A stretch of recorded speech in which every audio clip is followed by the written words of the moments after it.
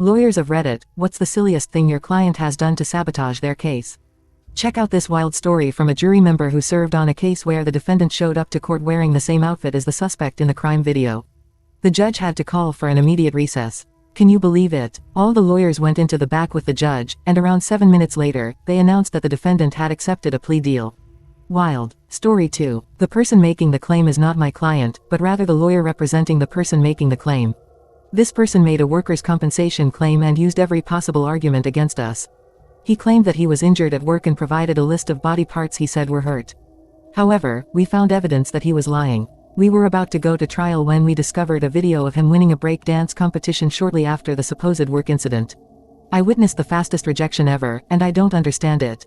If you're going to pretend to do something, at least put some effort into it. Seriously, committing to the act would have been better. It's unbelievable that you could have done that without sharing it publicly and gotten away with it. But you had to go and post about it. A break dance competition. Really? Story 3. Not an attorney but one client of ours baffles me to this day. He was in serious trouble, accused of violent assault and drug charges. His family worked hard to get him out of jail on bail so he could wait for his trial at home. But then, less than a day after he got out, he was caught stealing $16 worth of batteries from Target. That broke the rules of his bail, so he had to go back to jail. It's complicated because it's hard to determine if he did it out of stupidity or because he couldn't help himself. We got him evaluated by a doctor to understand his mental health. The doctor said he was fit to go through the trial but also confirmed that he had mental health issues. The big charge of serious assault was eventually removed, and he agreed to a deal where he'd already served time for what he was accused of. Story 4. My wife's lawyer bans all clients from using social media after he lost a big case. Wrongful death lawsuit where a man's wife lost her life. Easy money. They were about to settle until the other side found his pictures online from a club a week after his wife died getting a lap dance wearing a shirt that said "I love MILFs."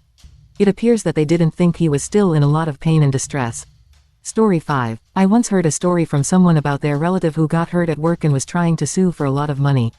The situation seemed simple at first, but then the injured person revealed that they had ignored a note saying that the equipment was broken and went ahead to use it anyway. That effortless victory was dismissed as quickly as the malfunctioning sign was. Here's story 6. A client was given a brief sentence that was extended by 9 years. After being involved in a dangerous drag race that caused serious injuries to someone else, he was sentenced to just 1 or 2 years in prison. However, his time behind bars got extended by another 9 years when he tried to escape. During his time in a New York prison, he surprisingly became friends with the person who murdered John London. Story 7. You know, it's frustrating when people act like they know everything. For example, someone saying, "I would never allow discrimination in my office," and then denying it during a legal process can backfire badly. It allows the other side to make a small case into a big, expensive mess. Here's the lesson: if you're going to disregard all the preparation I did with you for a deposition just to protect your ego, at least have the decency to let me know beforehand. By the way, I once had a teacher who used to work as a prosecutor. He brought in someone who had seen everything and wanted the person on trial to be punished. It seemed like the trial would be easy. But, this person seemed to exaggerate every detail like they were performing in a TV show. They didn't lie, but they made themselves the main character in their story. The jury was not impressed and became more and more doubtful as time went on. He ended up losing the case. It would be so frustrating to be involved in a case where a witness decided to make it all about themselves and ruined everything. I'd just be sitting there like, are you serious? What could I have done about this? All they had to do was go up and tell the truth. And here we are. Story 9. I was representing a person who was accused of using someone else's company name or logo without permission. They thought they knew more about trademarks than the lawyer who was helping them, so they tried to defend themselves on their company's website. I received a message in which someone admitted to doing something wrong but claimed it wasn't illegal. They also made inappropriate and disrespectful remarks about the person who owns the trademark they were accused of violating. It's frustrating because I was close to reaching an agreement that would have allowed the person to keep using the trademark with some limitations and a small fee. She briefly checked out his website, then told us to go to hell, took the matter to court, and my client suffered a significant loss. His inability to control himself ended up costing him thousands of dollars. Story 10. Not a lawyer, but I worked in a law firm. We had a workers' compensation case where a guy claimed to have injured multiple body parts after falling at work, his shoulder, knees, and back. We advised him to steer clear of social media, and he complied. However, during the trial, he revealed to the judge that before the accident, he used to be a spin class instructor, but he could no longer teach because of the injuries. Well, that was unexpected. Remember this, after getting injured, he was caught teaching fitness classes and riding vigorously, even though he claimed he was unable to work. The insurance company found out because he posted his full teaching schedule on his Facebook page. As a result, his claim, which could have been worth a lot of money, was changed to a fraud claim against him. Story 11. Not me but a colleague. A rich person's son was caught selling drugs at a music festival. The rich person paid to get him out of jail and hired a fancy law firm to defend him. However, when the son showed up to court high and tried to buy drugs from the bailiff, there wasn't much the lawyers could do to help him. Story 12. The client was part of a group of active kid touchers. One of the others murdered the boy while several others were involved in physically abusing him. Our guy's defense was that he was just a voyeur, so although he was there he wasn't involved in the actual murder. He was out on bail throughout the entire process, including the trial, until he ultimately altered his account and claimed that he hadn't been present. His sister said that he came home that night covered in blood, and he got a long sentence. I think that's fair. It's like some kind of miracle or something because this guy should not be out of prison. I believe in second chances, but if your criminal activities involve children, I think you're a terrible person. It's hard to reform that. Story 13. The other day in court, there was a guy who wasn't supposed to talk to his family, but he called his mother on Mother's Day anyway. The judge told him that his mother didn't seem to care about his freedom as much as he didn't put the cuffs on him. Story 14. Not a lawyer. I was in a courtroom where there were injunctions and restraining orders being discussed. In one case, the woman was in the courtroom, but the man was in prison so he was participating by phone. After they reached an agreement, the man asked if he could say something. At the end of his statement, he said something disrespectful to the woman. As a result, he received an additional 6 months of prison time. Despite getting scolded by the judge, he asked to make another statement. And he did it again, telling her to go screw herself. Another 6 months. Imagine losing a year of your life because you couldn't shut up for 5 minutes. Story 15. I used to help review disability claims, and I often worked with clients who had lawyers. Once, a man whose lawyer had told him not to talk to me directly called me up and was upset. He insisted that his lawyer was wrong because he could do things like grocery shopping, mowing the lawn, and housework just fine. However, I had already seen this man's medical records. There was no way he could do all of these tasks without difficulty, so I asked him more questions. He managed to shop for groceries but only if he used a special scooter and had his wife help carry things into the house. He could mow the lawn, but only if he used a riding mower and took frequent breaks.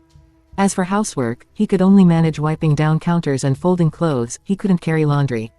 After speaking with him, I immediately called his attorney to give them an update. I approved his claim, but it was clear that he was fortunate to have someone like me who was willing to spend extra time with him. Story 16. I am a criminal defense lawyer. My client was arrested for DUI. He lived in a small town and would regularly drive with his wife to the only bar in town, have drinks, and then walk to their houseboat, which was just a quarter-mile away.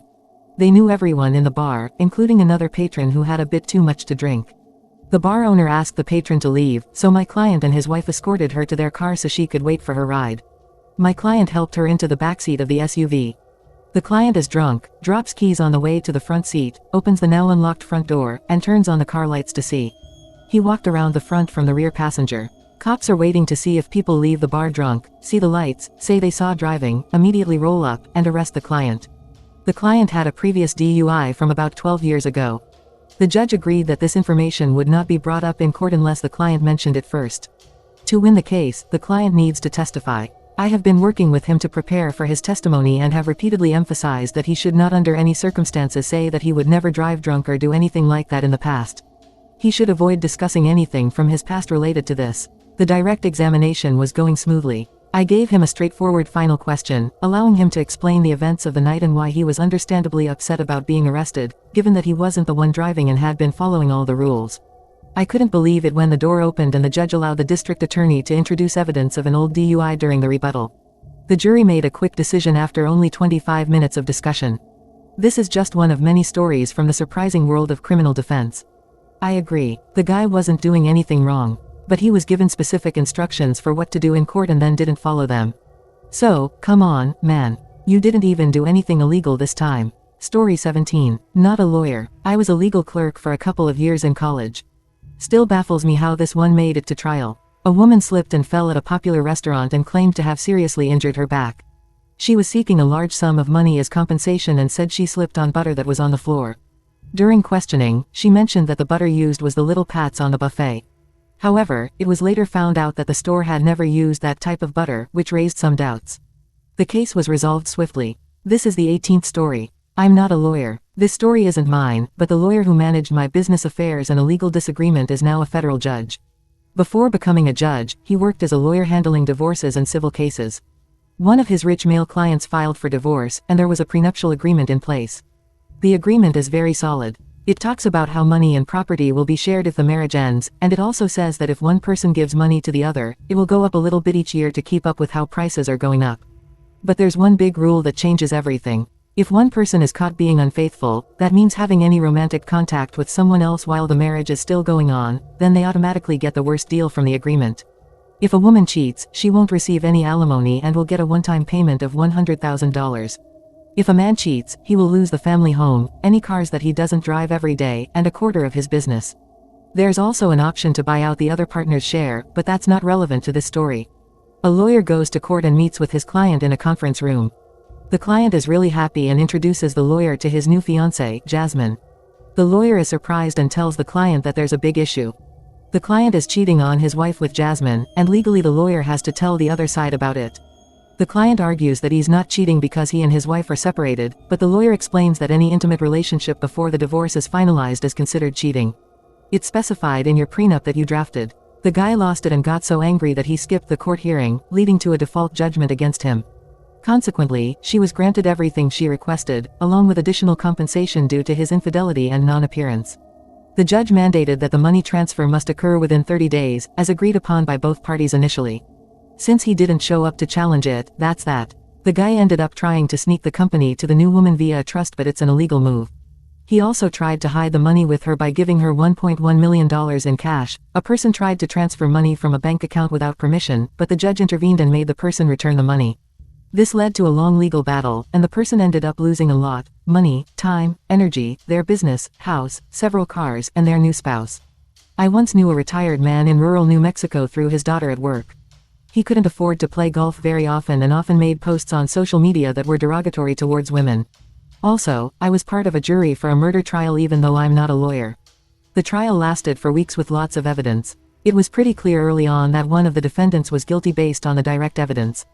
However, the guilt of the other two defendants was less obvious, and we had to rely on circumstantial evidence, which made us feel like we were making assumptions to reach conclusions. The situation changed when the third defendant testified. Her lawyer did a great job of presenting her as a victim of abuse. The lawyer made us feel sorry for this woman who had been manipulated by a much older man since she was 16. From the attorney's narrative, D3 was D1's slave. He controlled what she wore, what she did, and even who she talked to. He even made her get a tattoo saying D1 name's property. We saw a text about D1 murdering D3's puppy because D3 made him mad about something small. We saw texts from D3 to D1 cheering him on after he sent her pictures of a bloody knife, the murder weapon. But D3's attorney had us questioning if those words were just her playing the role of a supportive partner, so D1 didn't come after her next. We started to think that she was too scared to report her boyfriend because he was dangerous. It seemed like she didn't know how to get away from him. But during the trial, the lawyers and the prosecutor made her look bad. They showed that she was arguing a lot, and lying a bunch of times, and by the end of it, it seemed like she knew the person who got hurt and was the one who planned the whole thing. It even seemed like she might have been the one who influenced her boyfriend more than he influenced her. The other people involved didn't testify in court. Sure, here's a more generalized version. During our discussions, we all agreed that it was a bad idea for her to testify. We quickly reached a guilty verdict for Defendant 1 on all counts, and Defendant 3 wasn't far behind. We concluded that while she didn't physically commit the murder, she was involved in the planning and was just as responsible. Defendant 2 took the longest to decide on. We all believed he was somehow involved, but we didn't think the prosecution had enough evidence to prove his guilt beyond a reasonable doubt. So we had to return a not guilty verdict on all counts. Edit for clarification, D1 and D3 were both found guilty on multiple counts and D1 was found not guilty. Story 20. I used to work at a company that dealt with workers' compensation, and we often saw people getting injured again. These injuries usually happen while doing things at home, like falling off a ladder, using tools, or even horseback riding. When they got hurt again, the insurance company didn't have to pay for it. Many of them would also get their doctors to say they were okay so they could go back to work because they were bored at home with a big injury. After that, they are confused about not receiving compensation anymore. Then, they push themselves too hard because the injury hasn't improved much. Story 21. I am not a lawyer, but I've been dealing with a difficult situation involving my dad's ex-girlfriend. She has been making false accusations against my dad, trying to ruin his life and our family. She even tried to make up things about me, which led to interviews, detective meetings, and visits from adult protective services. My dad and I had to get protective orders against her, but instead of respecting them, she vandalized his property grossly and inappropriately. She even went back to the detective to make more false claims, this time accusing me of stealing her non-prescription drugs. It's been a tough and stressful time for us. So basically admitting she had illegal drugs. So she got a bit more than just protective orders against her. She had jail time now too. Good riddance. Story 22. I had a case involving domestic violence. We spent months preparing for the trial, gathering evidence, and obtaining restraining orders. On the day of the trial, the person I was representing informed me that she had gone on a holiday with the defendant and had a great time. To make things worse, the other lawyer told me that they had evidence of both parties enjoying themselves together. I had to make sure she understood that it would not look good to the judge if the person who was filing the restraining order against someone was seen partying with that person. We ended up reaching an agreement and avoided going to trial. Story 23. I'm not a lawyer, but my uncle used to work as a prison manager at the local prison in the area of NZ where I grew up. They held court hearings when the prisoners violated the rules. The prisoners would appear before a couple of the prison workers and explain, sort of like an internal hearing, I suppose. My uncle was a judge in many of these cases. There was one guy who had been caught with a cell phone. The ownership of it was denied repeatedly, and he didn't know where it came from, blah blah blah blah. Uncle asked him multiple times if he wanted to admit it, but the guy kept insisting that it wasn't his. Then, Uncle pointed out that someone wasted $100 on a phone. Prisoner, screw off, I paid $600 for it. Story 24. The client was charged with a DUI. A person was pulled over by the police and had to take a urine test on the side of a busy highway. The jury lost sympathy for the person when they fell asleep during the video of the traffic stop because they had been out partying all night before the trial. As a result, they were found guilty. Then the person lied to the judge about what would show up in a drug test, and their sentence was doubled. Story 25. I recall two interesting stories. One involves a colleague of mine who defended an arsonist many years ago. The arsonist was accused of starting a significant fire that caused damage to public land, resulting in felony charges due to the extensive monetary damage. While presenting their case, he started touching himself. I had to call for a break. Interestingly, that helped during the punishment phase because there was a mental aspect to it. Still, it was tough, and I'm not sure if what had been shown up to that point would have led to a guilty verdict. This was the second time something like this happened to me, and it was many years ago. I was able to help a guy get a really good deal for a serious theft charge. But before the deal could be finalized, he was arrested by the sheriff's office for breaking the conditions of his release. How did he break the rules? The sheriff said that he used the sheriff's office banking information to pass fake checks. That meant that in this new charge, the sheriff's office was the victim. Needless to say, the deal vanished. Story 26. I know someone who was raised by a lawyer and has some interesting stories to share. One of the cases involved convincing the district attorney not to seek the death penalty in a murder trial. In the end, the person was found not guilty of murder but was convicted of robbery and sentenced to 45 years in prison. It turns out that the defendant's family had ties to the Mexican mafia. The women, including my mother and grandmother, were all wearing Mickey Mouse shirts. The initials, also stand for Mexican Mafia. The district attorney was very upset about the result of that trial, but I came out on top. B. Defendant's name was an interesting case because halfway through the trial the defendant's brother takes the stand and confesses to the murder. I didn't see that coming. Remember this text below. It turns out that the defendant and his brother had planned this before the trial, without my knowledge, of course. In the end, only the defendant's mother believed him.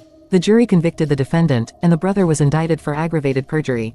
This is my favorite part. A person was on trial for robbing a bank. They showed up for the first day of the trial but didn't show up for the second day. The judge continued the trial without them, and the person was later found trying to buy plane tickets to Hawaii after robbing another bank. That's where they arrested him. He later told officers that he had planned to steal a boat once he landed. D. But the absolute worst thing a client did to ruin a case. Chose to represent himself on a murder charge. It was a terrible experience. I don't want to go into specifics, but my dad was ordered by the judge to stand at the back of the courtroom. The person he was representing was really unstable, and things didn't go well. The jury initially gave him a life sentence, but the higher court ordered a new trial. In the end, with proper legal representation, he received a 40-year sentence. 4. Story 27. She was doing magnet therapy with a quote-unquote therapist 5 hours away by phone. Story 28. My mom had to go to court as a witness for a case between two neighbors. We knew that the case was unfair because one neighbor was falsely accusing the other of doing something wrong. The accuser was causing trouble and trying to make money by suing the innocent neighbor. By chance, the defendant happened to be Jewish, just like my parents. But it had nothing to do with anything, purely random. These two troublemaker neighbors were also in court and were furious to see my mother there. One of them suddenly stood up and started yelling about my mother being Jewish, saying she was only there to support the defendant because they were both Jewish and supposedly always stuck together. The judge shut him down and dismissed the case. Story 29. It was a tough situation. A man posted something on Facebook about taking care of business, and he ended up getting charged with battery for putting someone in the hospital. The person he hurt had attacked his 14-year-old daughter. However, it turned out that there was some doubt about what happened. The person who got hurt couldn't remember it well, and other people later said they were somewhere else at the time of the attack. It seemed like maybe the daughter had made up the story to cover for being out drinking when she shouldn't have been, but we didn't get the whole story. In the end, the dad was sentenced to 4 years in federal prison. Tough break. Story 30. I saw something on the local news about a murder trial where the person accused of the crime took the stand even though their lawyer told them not to. The accused said it was self-defense, but things got complicated when the prosecution presented recordings of phone calls from jail that didn't help the defendant's case. During the trial, the accused, not their lawyer, objected to the phone call evidence, which surprised everyone. When asked why, the accused said they didn't realize their calls would be listened to. A recess was granted and due to complete the deal when court resumed. Story 31. One client I remember was a person who had committed a series of burglaries while being monitored electronically for another crime. During the bail hearing, the state presented a list of the locations where the client had been. I argued that since he hadn't tried to run away by removing his monitoring device, he shouldn't be considered a flight risk and should be released on the same terms as his other case. However, the judge didn't agree with me and decided to keep my client in custody without bond. Story 32. I'm not a lawyer, but my ex messed up his custody case. The mother took off with the kid and refused to bring him back. In that state, doing that kind of thing could even lead to supervised visitation being taken away from her. When she finally sent the child for a visit, the child had visible injuries caused by her boyfriend. The child also told his teachers at school, without being asked, that the boyfriend had hurt him. My ex's parents hired a lawyer for him, and they got a court order to keep the child away from the mother. At the first court date after the separation order, both the mother and father were told to take drug tests before the next court date. The father had a history of using drugs. His lawyer advised him to delay the next court date by at least a month so that he would have time to test negative, but the father didn't follow the advice. He used cocaine and failed the drug test. Then he didn't show up for court and didn't contact his lawyer for months until the lawyer withdrew from the case. At the time when the test results came back, the child was with the mother for a visit, so she was able to get a court order to keep the child with her. He didn't want to take care of the child, but he didn't want to admit it to his parents. So, he purposefully failed a test and then lied, saying that his job in construction might have caused a false positive for drugs. I didn't find out the truth until several years later. He had previously told me he didn't have money for an attorney to fight it, so he just gave her custody, and I left him immediately after finding the truth. It was tough that he didn't want to take care of the kids full-time, but it was even worse knowing that he was aware of the child being mistreated. This was one of the things that made me realize he was a sociopath. Surprisingly, it took 32 incidents to finally see one where he purposely ruined something. Before Op mentioned it, I was on the fence, but I forgot that the child was abused. That makes this guy terrible. He needs to do something for his child. After all, he helped bring the child into the world. Not the best look for any prospective partners either, so Op, glad that he became an ex. Story 33. I'm a legal videographer and recently videotaped a deposition for a man who claimed he had suffered work injuries so severe that he couldn't raise his right hand above his shoulder without feeling pain. He had sued his employer, alleging that it was a work-related injury. During his first deposition, the court reporter started by swearing him in. She asked him to raise his right hand and repeat after her as she administered the oath, to tell the truth. During the deposition, a man who claimed he couldn't raise his right hand above his shoulder unexpectedly shot his hand way above his shoulder, almost like a rocket. He seemed unaware of what he had done and kept his arm up the entire time. Surprisingly, neither the plaintiff nor the defense counsel noticed. The court reporter and I exchanged glances and let the deposition continue. As I was working for the defense counsel, I showed him the first 20 seconds of the video, and I received a nice bonus as a result. The case was dropped shortly after Story 34. In a nutshell, he had to explain that doing a certain thing wouldn't be very expensive for him. When the judge asked how much it would cost, he gave an amount that wasn't a big deal for him because he was wealthy, but it was a lot compared to what everyone else in the courtroom was making. Another situation, the day before the court date, I instructed him on how to answer specific questions. I specifically told him to give a certain answer when asked about something. The time comes, the judge asks, and he loses it, like gets a full-on panic attack. He can't speak a single word. He just looks at the judge with a 1,000-yard stare. Disaster. Story 35. I am an attorney. During a trial, after 2 years of litigation, I was cross-examining a plaintiff regarding a slip and fall case. We were reviewing some photos he had taken when he accidentally mentioned that a picture of 2 signs was missing.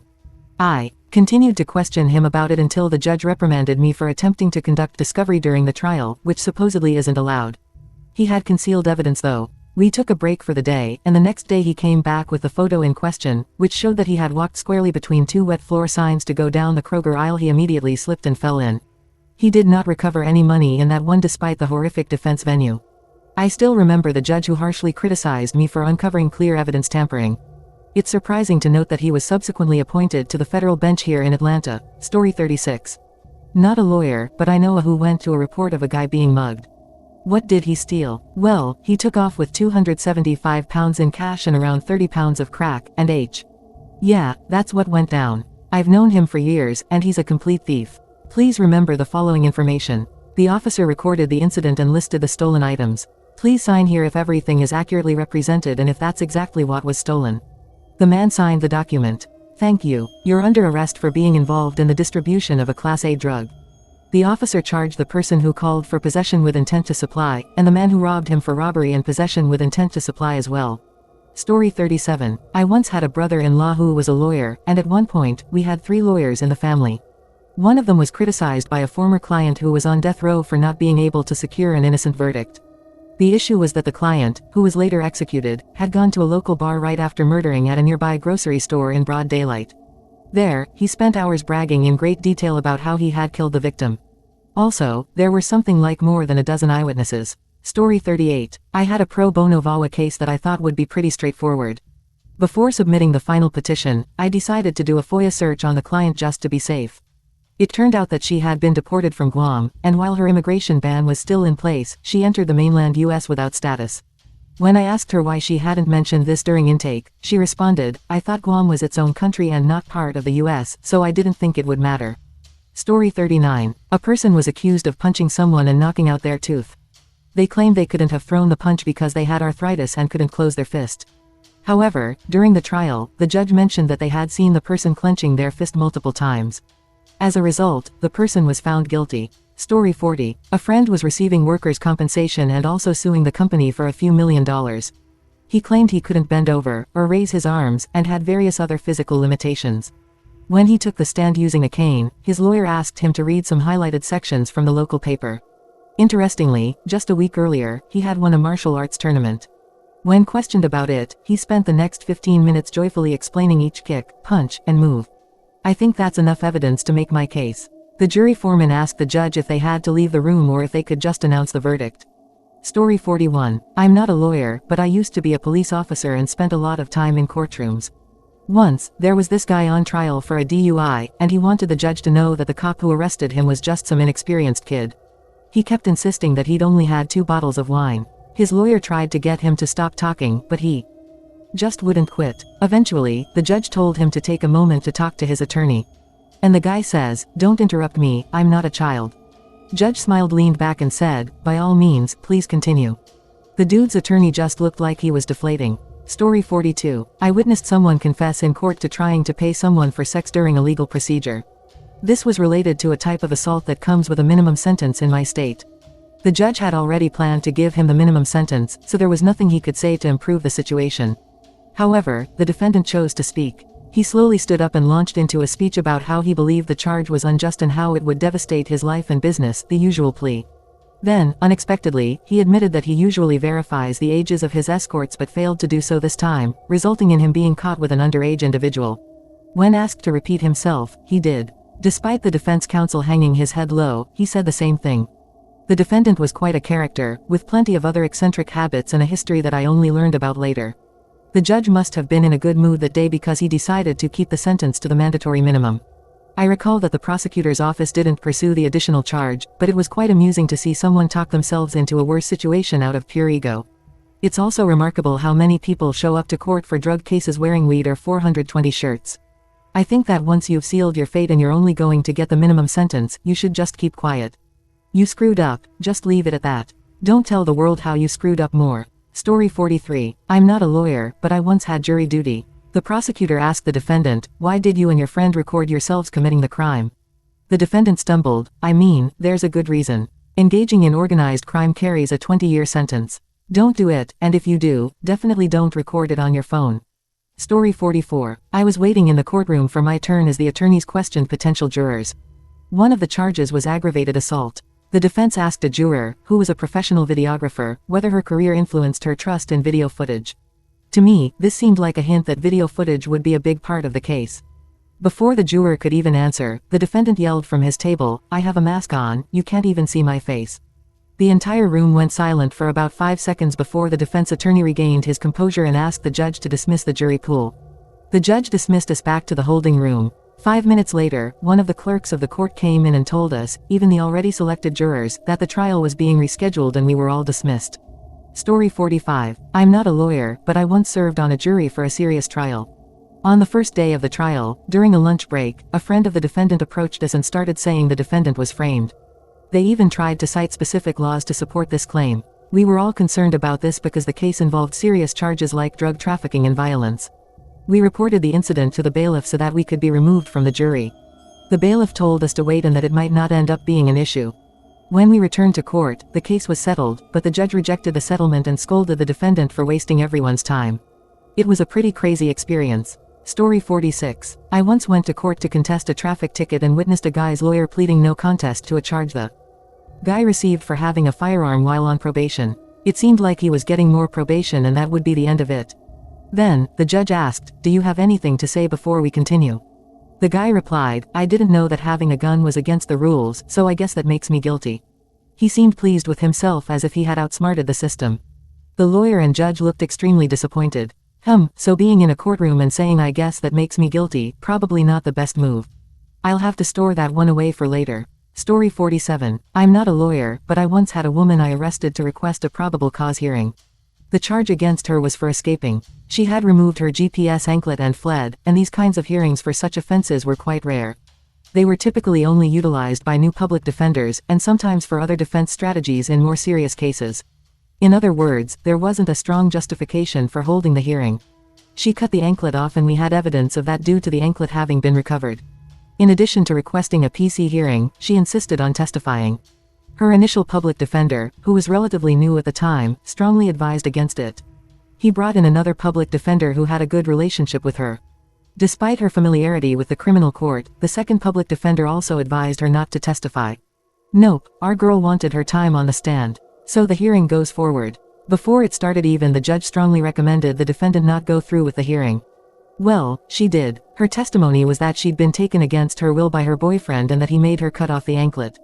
I was called up as a witness and provided screenshots of the defendant's Facebook account, where she was shown with her boyfriend, smiling happily, enjoying time with him and her daughter, etc. All dates were timestamped, of course. It was obvious that the judge found probable cause that a crime had been committed, and thus, the case was sent to the grand jury for indictment. However, it was the first time I had witnessed a judge advising a defendant that testifying was a bad idea. What goes through your mind where you're like, yeah, I know better than the judge here, I've got this. There's no way they would have thought of my solid defense. Story 48. My husband, who is a lawyer, had a case where he ended up letting go of the client. It was a civil case, and the client was in the right. All he needed to do was show up and testify, but he was a no-show. It turned out the guy got drunk, had a fight with his daughter-in-law, hit her, and ended up getting arrested. No one was willing to bail him out. My husband decided he didn't want to represent someone who would behave in that manner, so he referred him to another law firm. Story 49. Please remember the following text. A foreign client had very limited command of the local language. We attempted to demonstrate the client's good faith and high level of cooperation and advised the client not to directly contact the respondent. However, the client disregarded this advice and proceeded to send multiple letters to the respondent in a very poor version of the local language. In these letters, the client referred to the respondent's attorney as a deceitful person and used inappropriate language. The respondent then submitted these letters to the court. Story 50. I'm not a lawyer, but I used to investigate road traffic accidents and similar claims. It was surprising to see how many passengers couldn't remember basic details of the accidents they were supposedly involved in. I remember one incident where there were supposedly 4 passengers in a car. 2 brothers, a sister, and their mother. The 2 brothers, seated in the front of the car, were able to provide clear details of the incident.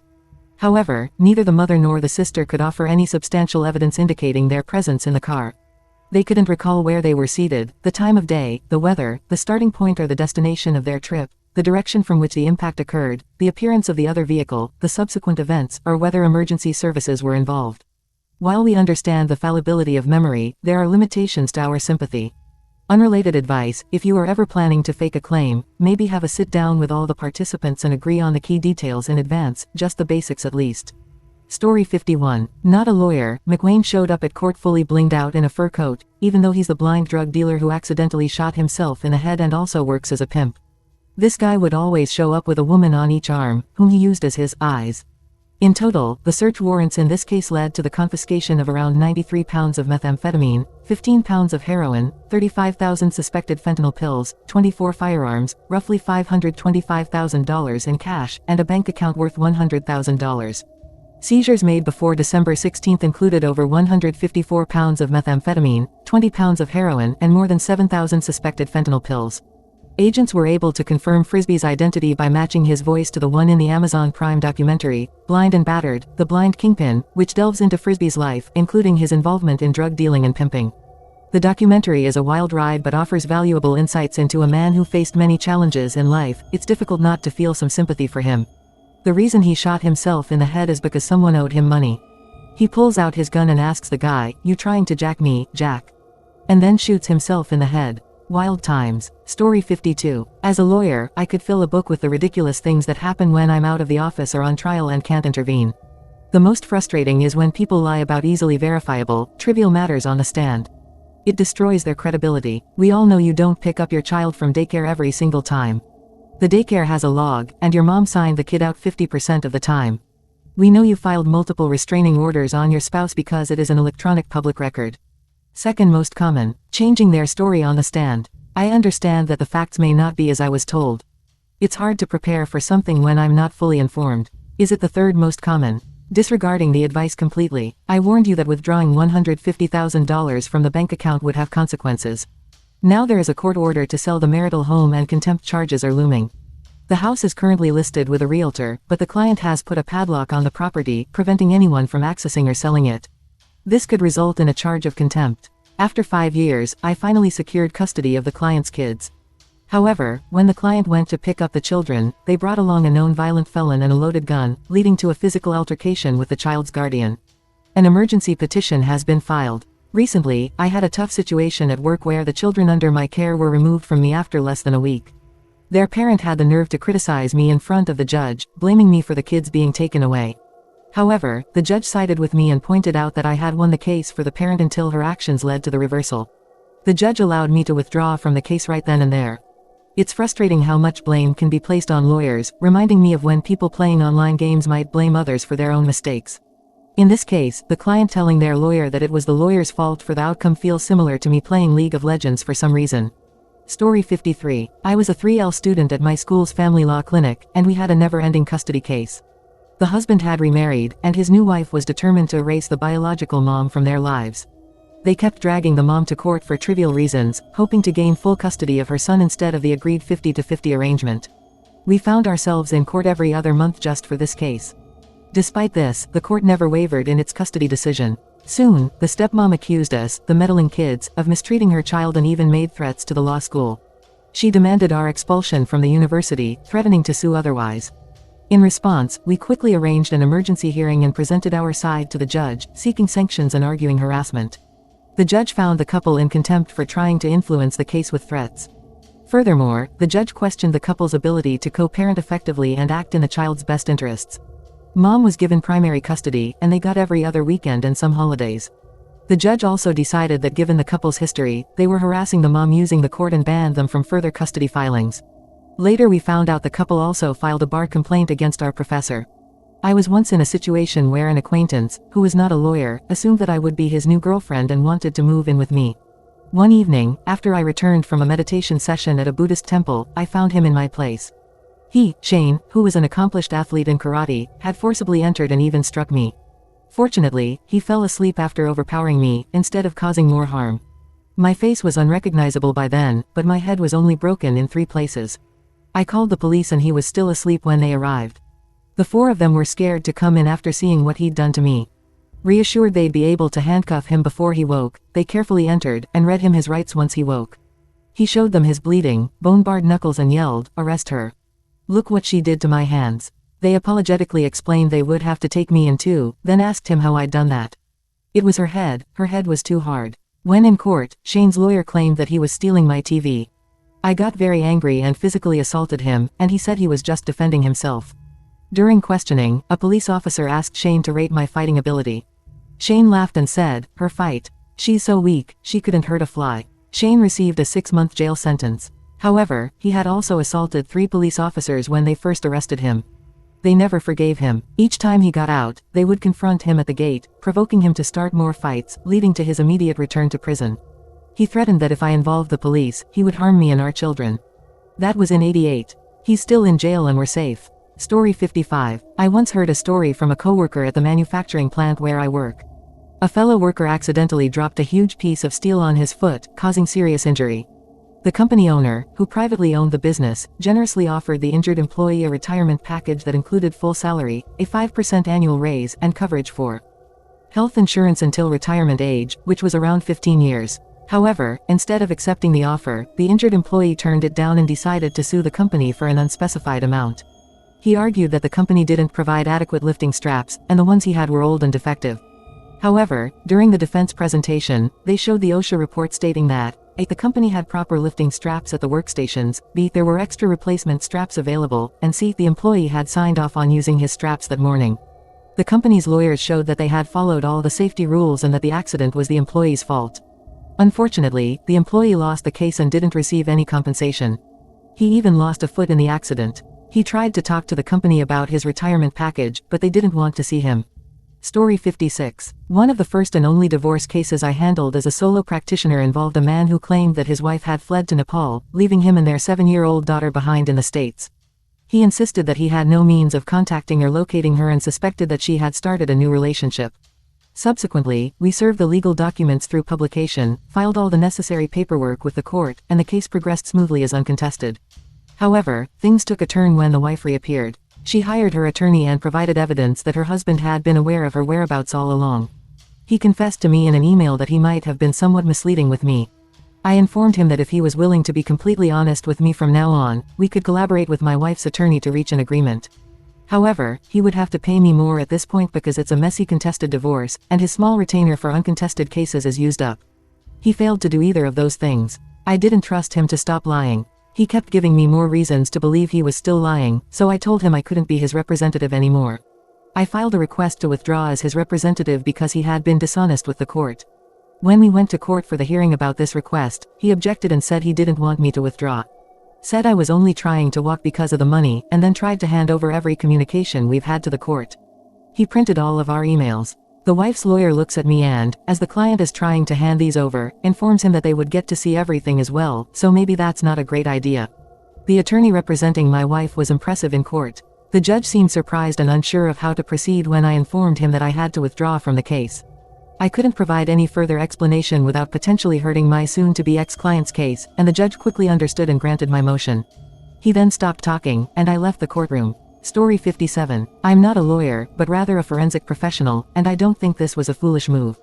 The client was struggling. As comedian Ron White once said, the client had the right to remain silent, but not the ability. This was during a hearing to determine if a very manic and psychotic man should be committed to a hospital. He had ended up there after trying to break into his mom's house by pounding on the door with his .357 Magnum. The prosecutor had delved into the details of his diagnosis and mental illness, but then, to everyone's surprise, realized he had forgotten to ask the doctor if the man met the criteria to be committed. The defense attorney, with a surprised smile, was just about to ask the judge to dismiss the case. So, the guy won his case, but then his lawyer tried to stop him from testifying in court. The lawyer even warned the judge that the guy's testimony wasn't necessary. But the guy went ahead and started talking anyway, making a confusing and angry speech about all sorts of crazy stuff until the judge told him to stop. In his final statement, he said, "Oh, and Your Honor, make them return my gun to me." He was then committed. I agree with Op on this one. That's not stupid, it's just rather sad. This man is not all there mentally and needs some form of help. Unfortunately, being committed isn't always or even often the best way to get that. Still just unfortunate. Story 58. I'm not a lawyer, but I had a problem with a neighbor who built a fence on my property without permission. The court ordered him to move it, but he only moved it a little bit. When we were in court, the judge told him that he had to move the fence to the right place within 7 days or he would be in trouble. There were other issues too, and when the neighbor mumbled that he wasn't going to move the fence again, the judge got serious.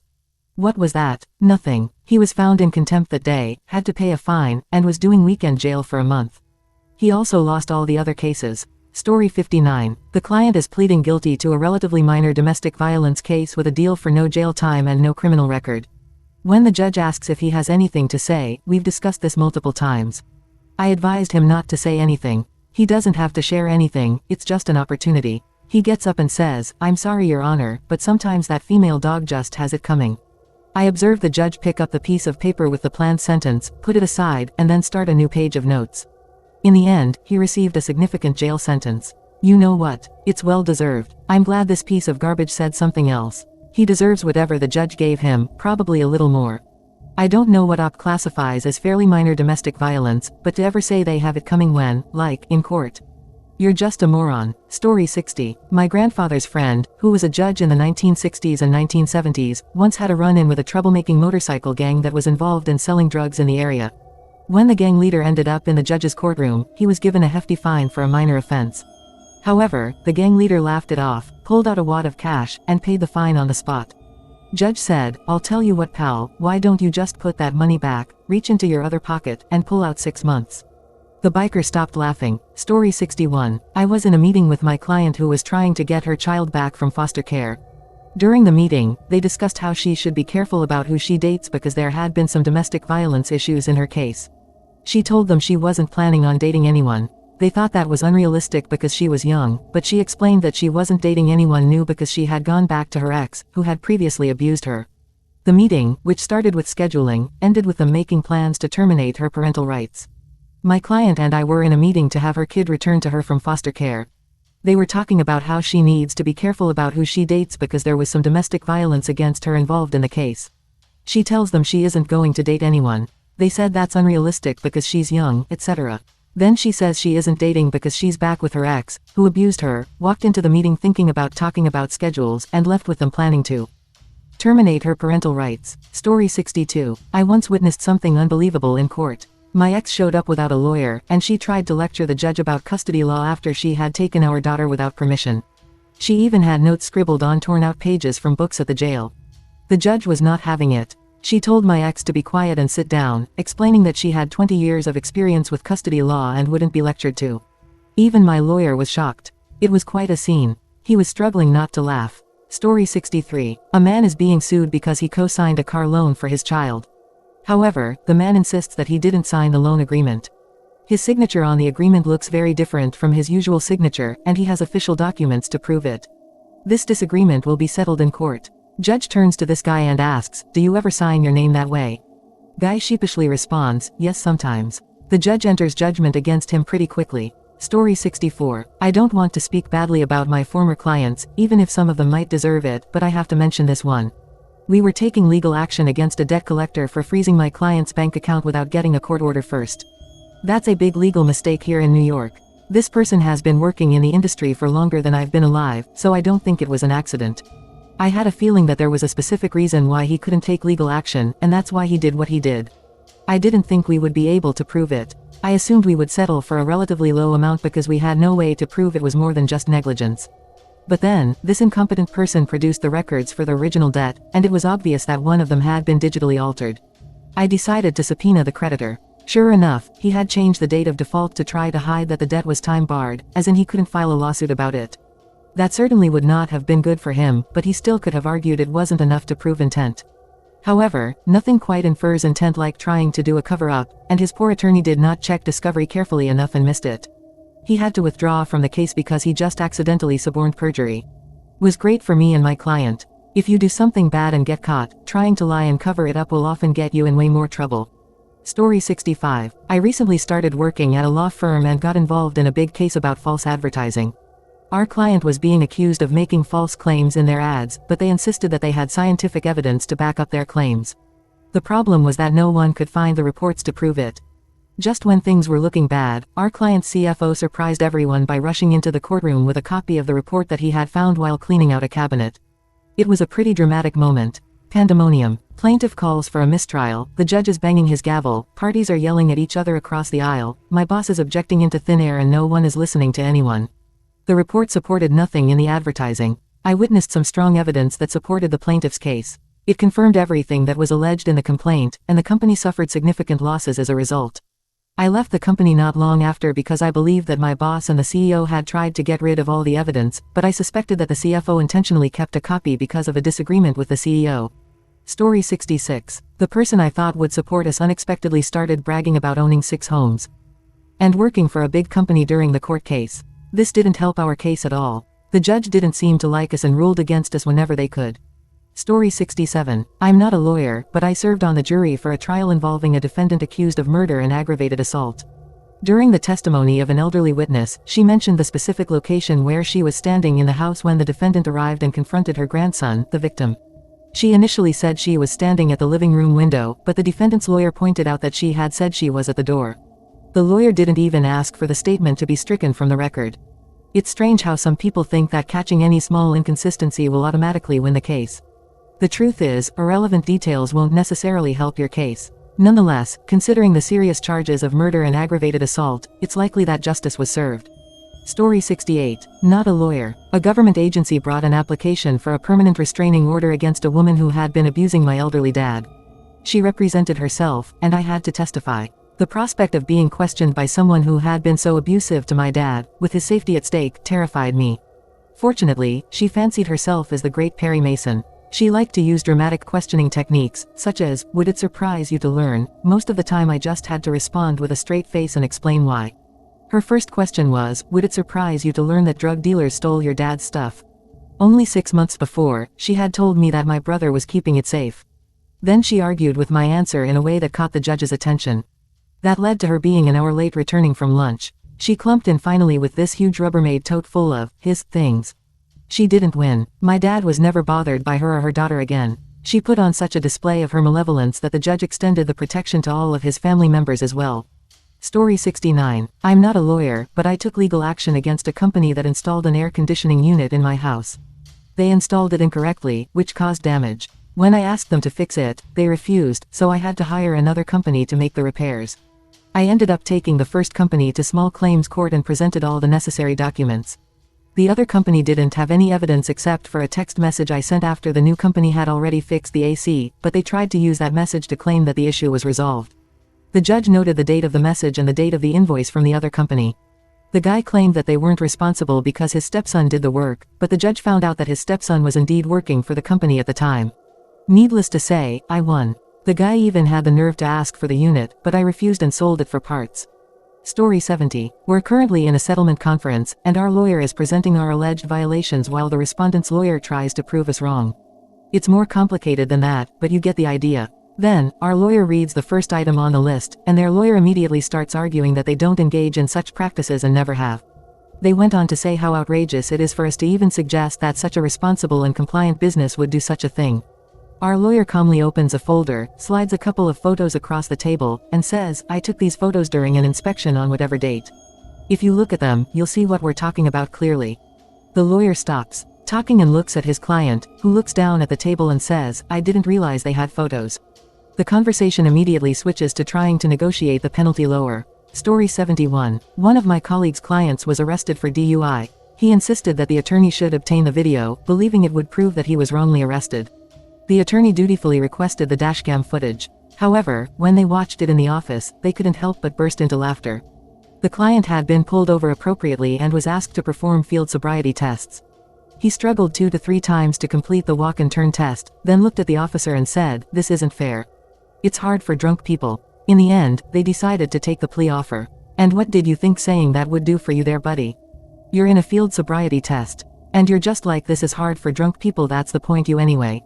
Story 72. A few years ago, there was a case where a body was found and identified. Later that same week, a guy in jail called his former drug dealer to ask for drugs. The dealer, who was also in jail, told him he couldn't help and asked the guy to stop calling him. In response, the guy claimed he had just committed a murder and named a friend who helped him. Both the guy and his friend were arrested, but it was later discovered that the guy had a broken arm and was in a plaster cast at the time of the murder, so he physically couldn't have committed the crime. However, he was still kept in prison for his actions. The police continued to pressure the friend, but it turned out that neither of them knew anything about the murder. Remember this story. 2 friends were wrongly convicted and imprisoned for nearly a year. One of them was seen elsewhere at the time of the crime, so he couldn't have done it. It's unbelievable that they got locked up for something they didn't do, especially when everyone knew they were innocent. The whole situation is just unbelievable. The defendants didn't even put up a fight, and I feel so bad for their lawyers.